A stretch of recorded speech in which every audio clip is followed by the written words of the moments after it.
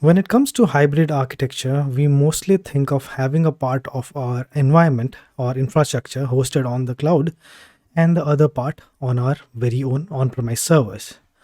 But remember that when you hear the word site-to-site VPN, the focus should be more on the word called VPN, which is a virtual private network. And the VPN connectivity utilizes the public internet, which can have unpredictable performance and, despite being encrypted, can present security concerns as well. But I don't want to confuse you right away. Let's talk more about the site-to-site VPN. In addition to being a solution for our AWS cloud to an on-premise connectivity problem, the site-to-site VPN helps you to enable access to your remote network from your VPC by creating a site-to-site VPN connection. As I already told you, the VPN might use the public internet. To keep your connection secure, site-to-site VPN actually supports Internet Protocol Security, or what we call as IPsec VPN connections. Okay, so you might ask me, what is IPsec? So the term IPsec, as it's rightly formed, is IP for Internet Protocol, and SEC or SEC stands for secure. And these are a group of protocols which make device connection over a public internet more secure by encrypting the IP packets and authenticating the source where it has been sent from. And mostly it is used for VPNs for secure connectivity. And there are a few very important concepts that we must learn and which are very useful for the exam as well.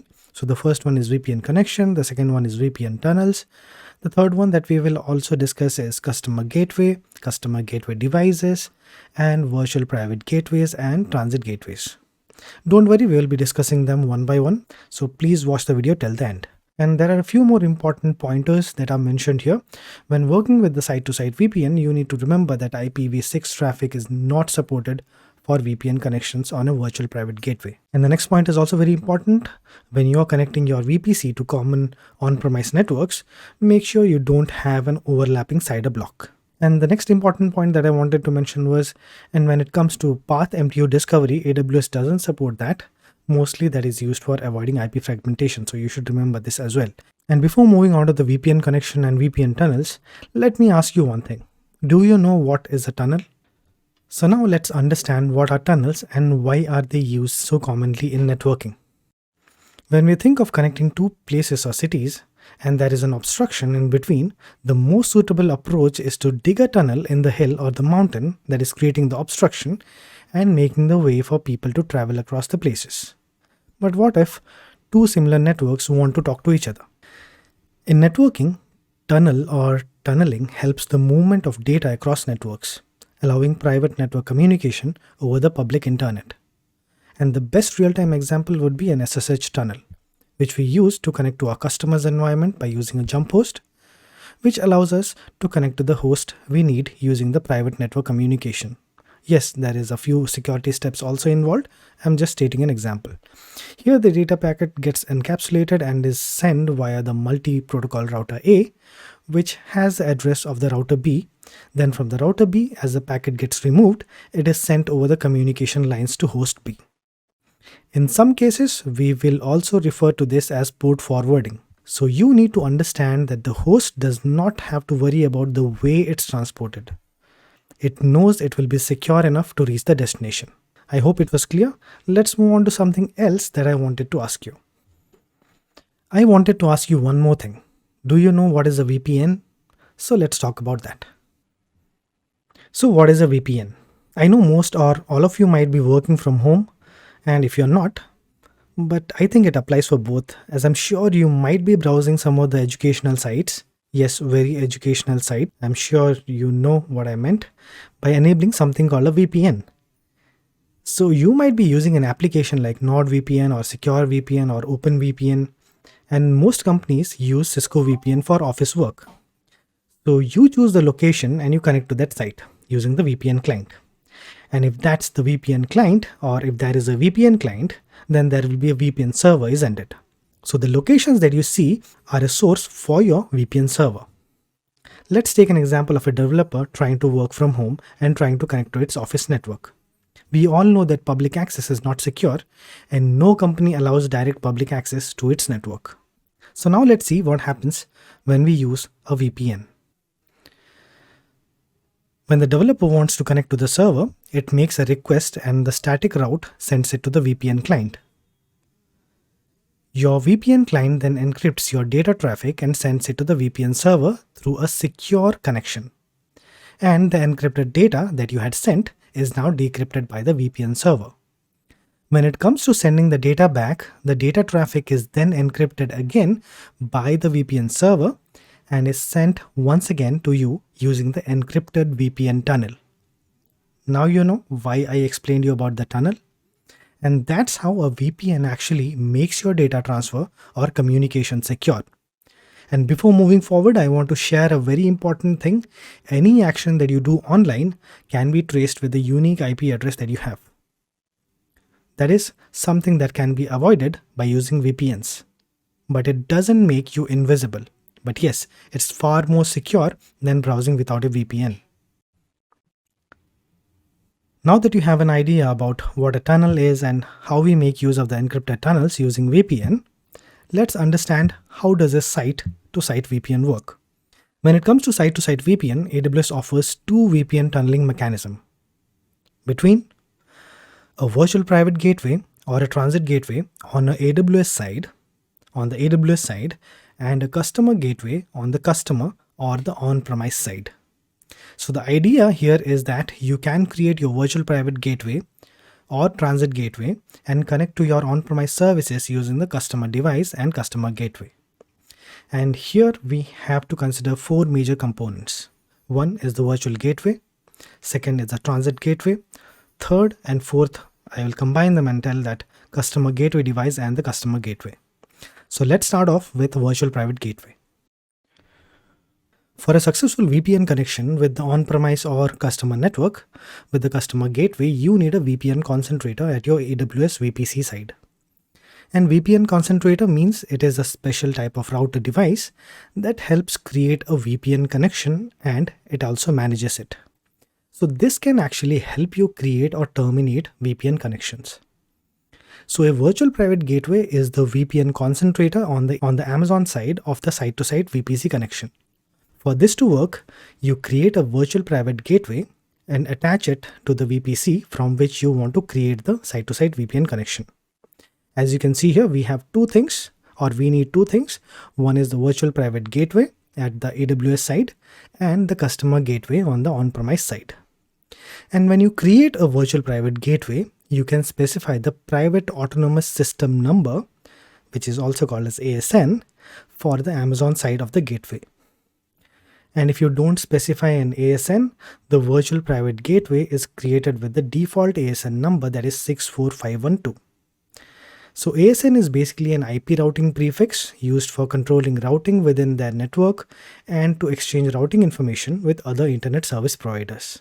These are both in private and public, and you will have like a public ASN and a private ASN as well, but that's a totally different or a totally separate topic to discuss. And you can read more about them in the documentation as well. So we will not go there. And there are a few other pieces of information given about ASN. So if you create your virtual private gateway before July 2018, the default ASN is 17493 in Asia Pacific Singapore region and 10124 in the Asia Pacific Tokyo region and 9059 in the Europe Ireland region and 7224 in all other regions. But for now, the default ASN is 64512. When it comes to multiple VPC, you need to create a virtual private gateway for each VPC and attach it to them in order to make a VPN connection with the customer gateway. And for high availability, we have two tunnels providing the channel an encrypted link where data can pass from the customer network to and from AWS. And this is one of the overheads along with the lack of scalability that was solved by transit gateways. So let's move on to that. And if you don't want to go with the virtual private gateway approach, and you can as well follow the transit gateway architecture style of VPN connection. So a transit gateway is a transit hub that you can use to interconnect your virtual private cloud VPC and on-premise networks. If you know what a hub is, it actually helps us connect multiple devices to a single contact point, isn't it? The transit gateway here helps us to simplify the connectivity between multiple VPCs and also connect to any VPC attached to AWS Transit Gateway with a single VPC connection. There is an option that Transit Gateway provides us to scale the IPsec VPN throughput using equal cost multipath, or what we call as ECMP routing support, over multiple tunnels, with the help of which you can scale beyond the maximum throughput of 1.25 gigabits per second provided by a single VPN tunnel. But in order to effectively use it and get advantages of scalability, you must ensure that you have enabled the dynamic routing option. As you can see here as well, we have multiple VPC connected to the transit gateway, and then with the VPN tunnel, they are able to have a secure communication channel. So I hope it was clear. So please remember that a transit gateway is a transit hub that you can use to interconnect your VPCs and on-premise networks. Let's move on. Now let's come back to the customer side of the connectivity. And let's talk about the customer gateway and customer device. A customer device is rightly a device at your on-premise side or customer side, which is a physical device or a software application that helps you complete the connection for the site-to-site VPN connection. This must be configured at the customer side, and this information will be used as a part at AWS to create the customer gateway. So a customer gateway is a resource that you create in AWS that represents the customer gateway device in your on-premise network. So here, as we can point out clearly, that we need contact points at both sides of the spectrum, which completes the channel, and the customer device acts as one of them from the on-premise side. So you need one from the AWS side and one from the customer side, and the customer gateway or the customer device acts like one from the on-premise side. So here we can see that the VPN connection goes to the virtual private gateway over the secure channel, and the two lines that you see are the tunnels for the VPN connection.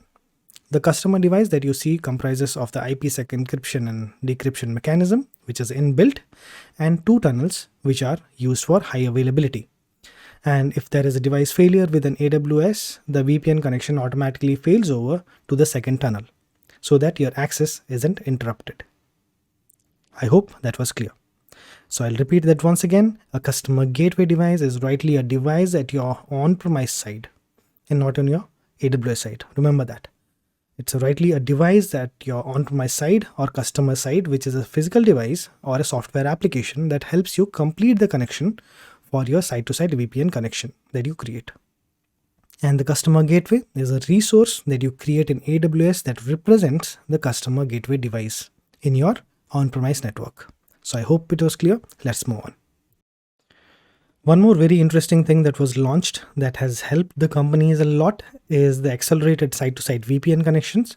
And yes, whenever you read about accelerated or accelerator in AWS, you know there will be a edge location or global accelerator running around in the vicinity, isn't it? Yeah, so jokes apart, if you wish to enhance the experience of your users or customers on your on-premise connectivity, or the on-premise connectivity, you have the option to enable acceleration for your site-to-site VPN connection. Here, the site-to-site VPN connection uses AWS Global Accelerator. As I already told you, there will be an edge location or global accelerator running around. So here it comes.